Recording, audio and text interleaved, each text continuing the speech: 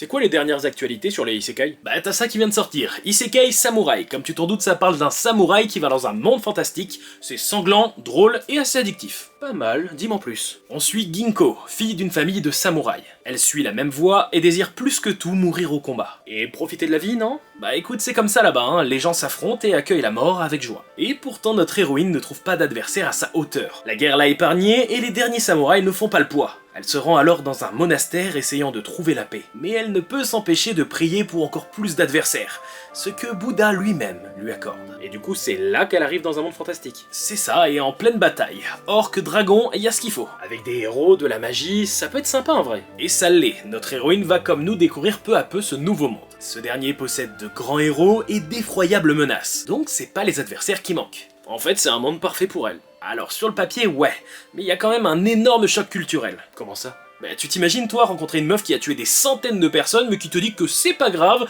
la mort c'est une délivrance et que c'est presque un cadeau pour un guerrier. Et effectivement, dit comme ça, du coup il va falloir s'intégrer, et c'est pas gagné. En vrai, de ce que j'ai compris, si ça peut lui donner plus de combats, elle dira pas non. Ouais, c'est pas faux. Mais bref, pour le moment, j'adore. Gunko est pétillante dans sa folie, puissante et charismatique. Les personnages secondaires sont très diversifiés, avec des pouvoirs intéressants qui dénotent clairement du style de notre héroïne. En 2 tomes, on a déjà pas mal de lore, un bestiaire diversifié, et une totale envie de lire la suite. Wow, au niveau dessin, l'auteur a un style bien à lui. Visiblement, on a des planches sanglantes et des moments qui m'ont l'air très marquants. Là-dessus, je te rejoins, ça se lit très facilement. Le rythme est impeccable et les 2 premiers tomes m'ont plutôt rassasié. D'ailleurs, niveau parution, c'est comment? 5 tomes au Japon pour le moment, avec une parution tous les 6 mois. C'est pas déconnant. Alors, bonne lecture.